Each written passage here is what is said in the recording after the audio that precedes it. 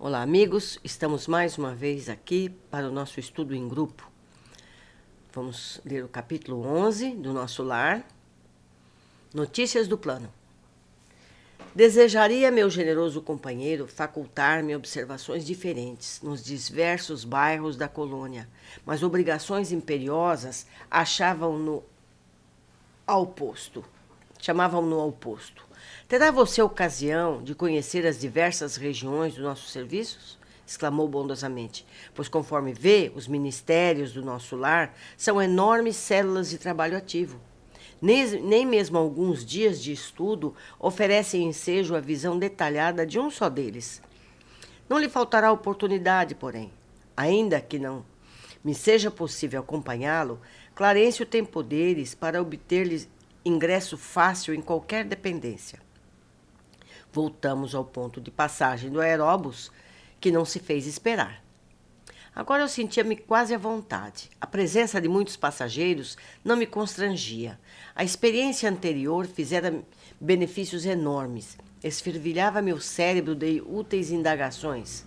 Interessado em resolvê-la, aproveitei um minuto para valer-me do companheiro o quanto possível. Lísias, amigo, perguntei, poderá informar-me se todas as colônias espirituais são idênticas a esta? Os mesmos processos, as mesmas características? De modo algum. Se nas esferas materiais, cada região, cada estabelecimento revelam traços peculiares, imagine a multiplicidade de condições de nossos planos. Aqui, tal como na Terra, as criaturas se identificam pelas fontes comuns de origem e pela grandeza dos fins que devem atingir. Mas importa considerar que cada colônia, como cada entidade, permanece em degraus diferentes na grande ascensão. Todas as experiências de grupo diversificam-se entre si em nosso lar. Constitui uma experiência coletiva dessa natureza. Segundo os nossos arquivos, muitas vezes os que nos antecederam buscaram inspiração nos trabalhos de abnegados trabalhadores de outras esferas. Em compensação, outros agrupamentos buscam o nosso concurso para outras colônias em formação. Cada organização, todavia, apresenta particularidades essenciais. Observando que o intervalo se fazia mais longo, interroguei. Partiu daqui a interessante formação dos ministérios? Sim, os missionários da criação de nosso lar visitaram os serviços de Alvorada Nova, uma das colônias espirituais mais importantes que nos circunvizinham, e ali encontraram a divisão por departamentos. Adotaram o processo, mas substituíram a palavra departamento por ministério, com exceção dos serviços regeneradores, que somente com o governador atual conseguiram elevação. Assim, procederam considerando que a organização em ministérios é mais expressiva como definição de espiritualidade. Muito bem, acrescentei. E não é tudo, prosseguiu o enfermeiro atencioso. A instituição é eminentemente rigorosa no que concerne à ordem e à hierarquia. Nenhuma condição de destaque é condicida aqui a título de favor. Somente 4 entidades conseguiram ingressar com responsabilidade definida no curso de 10 anos no Ministério da União Divina. Em geral, todos nós, decorridos longo estágio no serviço e aprendizado, voltamos a reencarnar para atividades de aperfeiçoamento. Enquanto eu ouvia essas informações, justamente curioso, Lísias continuava. Quando os recém-chegados nas zonas inferiores do umbral se revelam aptos a receber cooperação fraterna, demoram no Ministério do Auxílio. Quando, porém, se mostram refratários, são encaminhados ao Ministério da Regeneração. Se revelam proveito com o decorrer do tempo, são admitidos aos trabalhos de auxílio, comunicação, esclarecimento, a fim de que se preparem com eficiência para futuras tarefas planetárias. Somente alguns conseguem atividade prolongada no Ministério da Elevação, e raríssimos em cada 10 anos, os que alcançam intimidade nos trabalhos da União Divina. E não suponha que os testemunhos sejam vagas expressões de atividades idealistas. Já não estamos na esfera do globo, onde o desencarnado é promovido compulsoriamente a fantasma. Vivemos em círculo de demonstrações afetivas. As tarefas de auxílio são laboriosas e complicadas. Os deveres do Ministério da Regeneração constituem testemunhos pesadíssimos. Os trabalhos da comunicação exigem alta noção de responsabilidade individual.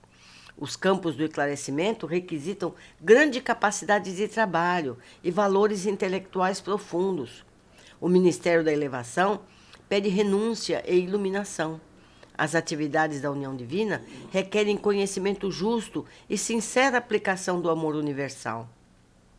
A governadoria, por sua vez, é sede movimentada de todos os assuntos administrativos, numerosos serviços de controle direto, como, por exemplo, da alimentação, distribuição de energias elétricas. Olhe já aqui, minha gente, energia elétrica, trânsito, transporte e outros. Vejam, amigos, é como aqui na Terra, tem tudo igual.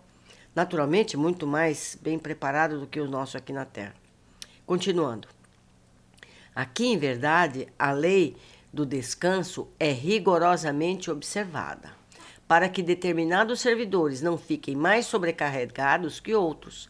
Mas a lei do trabalho é também rigorosamente cumprida. No que concerne ao repouso, a única exceção é o próprio governador, que nunca aproveita o que lhe toca nesse terreno. Mas nunca se ausenta ele do palácio? Interroguei. Somente nas ocasiões que o bem público o exige. A não ser em obediência a esse imperativo, o governador vai semanalmente ao Ministério da Regeneração, que representa a zona de nosso lar, onde há maior número de perturbações, dada a sintonia de muitos dos seus abrigados com os irmãos do umbral. Olha só que complexo. Numerosas multidões de espíritos desviados ali se encontram recolhidas. Aproveita ele, pois, as tardes de domingo, depois de orar com a cidade no grande templo da governadoria, para cooperar com os ministros da regeneração, atendendo-lhes os difíceis problemas de trabalho. Nesse mistério, priva-se, às vezes, das alegrias sagradas, amparando a desorientados e sofredores.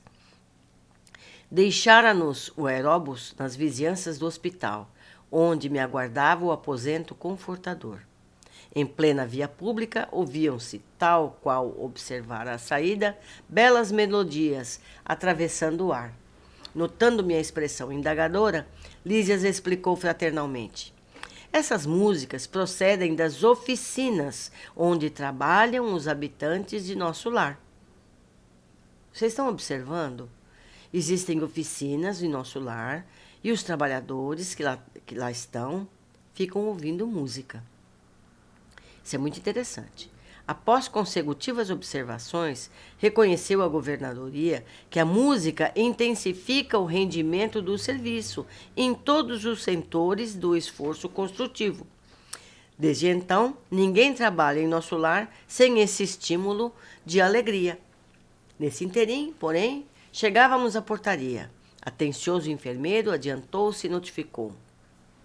Irmão Lísias, chamam-me no pavilhão da direita para o serviço urgente. O companheiro afastou-se calmo, enquanto eu me recolhia ao aposento particular, repleto de indagações. Vamos ver que observações nós temos aqui. Primeiro, as colônias espirituais não são idênticas. Assim como na Terra, as cidades são diferentes. Os países são diferentes. Usos e costumes, hábitos, rotinas, também a paisagem, sistemas de organização, leis e principalmente as pessoas. Todas as coisas seguem condições específicas, segundo os níveis evolutivos e eu completo culturais e tudo mais, necessidades de toda ordem emocional. Vemos, por exemplo, que em alguns países é aceita a tourada, em outros não. Alguns permitem que se abortem filhos, noutros não. No plano espiritual não é diferente. O mesmo se dá com paisagens, uns áridos, outros fartos em água. Uns gelados, outros tropicais. Uns com fartura para os habitantes, outros miseráveis. Vemos novamente que no plano espiritual, tal como na Terra, a diversidade de condições e possibilidades é vasta. Essa diversidade pode ser por simples organização do grupo que ali habita, como pode estar relacionada com as condições espirituais. Colônias em planos mais elevados são mais etéreas, com menos necessidades materiais, onde os níveis são tão inferiores que as condições são ainda mais dramáticas do que no mundo físico. Nós vamos ver isso, por exemplo, no livro 6 da série Libertação. Ali, as organizações infraterra são terríveis. Depois nós vamos chegar lá, vocês vão ver. As pessoas buscam estar onde se sentem bem. Elas se reúnem segundo o seu nível evolutivo. Aqui na Terra, essa possibilidade é mais difícil. Convivemos com as pessoas de níveis espirituais diferentes. Numa mesma família, podemos ter alguém muito bom e caridoso e outro egoísta e perverso. Isso ocorre para que nos ajudemos a evoluir. Uns se exemplificam os outros. Os mais espiritualizados influenciam os que ainda não entenderam que o bem é o caminho. Os menos evoluídos são instrumentos para os que já estão no caminho do bem exercitar a sua paciência e a sua fraternidade. Outro item. Também as colônias influenciam umas às outras. Lísias relata que o nosso lar busca exemplos a seguir em colônias mais elevadas. E nosso lar é modelo para outras ainda em desenvolvimento.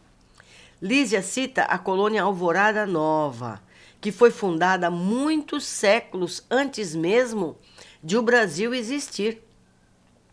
Recomendo a leitura sobre essa colônia, o link no YouTube, ok? Vocês vão encontrar e vão poder aprender muito sobre essa colônia.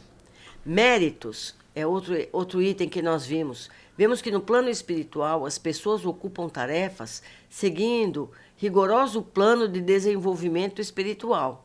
Quanto mais elevada a tarefa, mais abnegação e responsabilidade é necessária. Bem diferente do que o mundo encarnado, onde um apadrinha o outro e é colocado em posto mais alto. É necessário muito tempo para que uma pessoa possa ocupar uma tarefa mais complexa e é sempre exigido mais aprimoramento pessoal.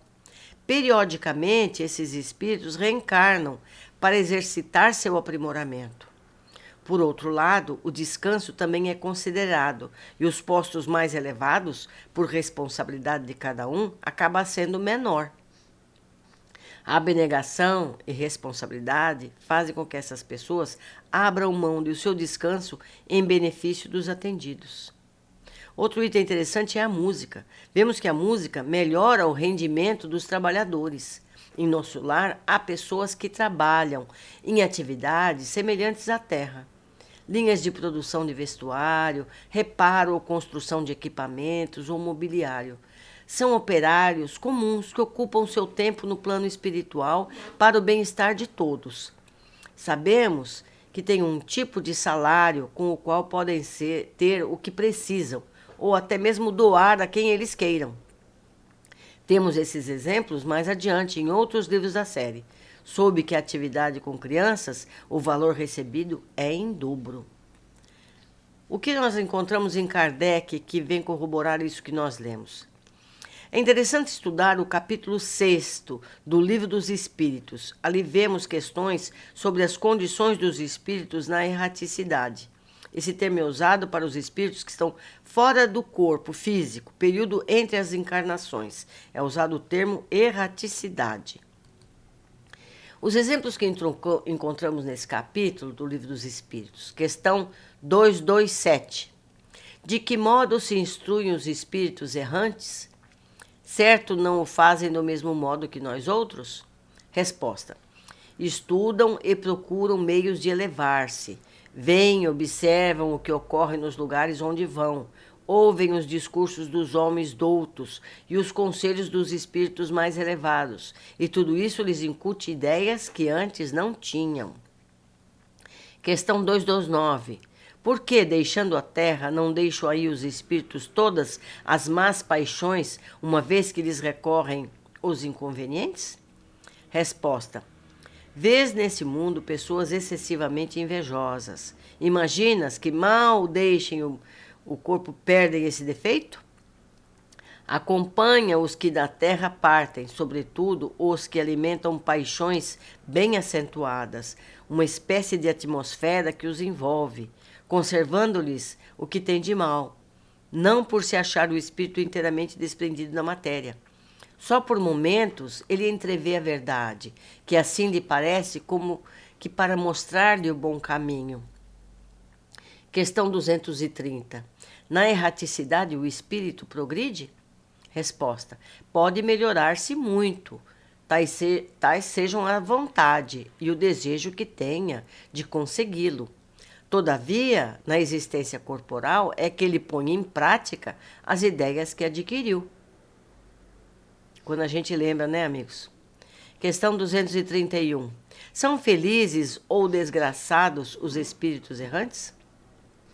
Resposta: mais ou menos, conforme seus méritos. Sofrem por efeito das paixões, cuja essência conservam, ou são felizes de conformidade com o grau de desmaterialização a que hajam chegado. Na erraticidade, o espírito perde o que lhe falta para ser mais feliz, e desde então procura os meios de alcançá-lo. Nem sempre, porém, é permitido reencarnar como fora de seu agrado, representando isso para ele uma punição. Então vamos observar que quanto menos necessidades materiais a gente tiver, mais fácil a gente atingir uma felicidade. Eu acredito que mesmo aqui na Terra, porque você precisa menos, você tem menos ansiedades, e no plano espiritual mais ainda. Então, gente, vamos pensar nisso. Ficamos por aqui. Até a próxima. Um abraço.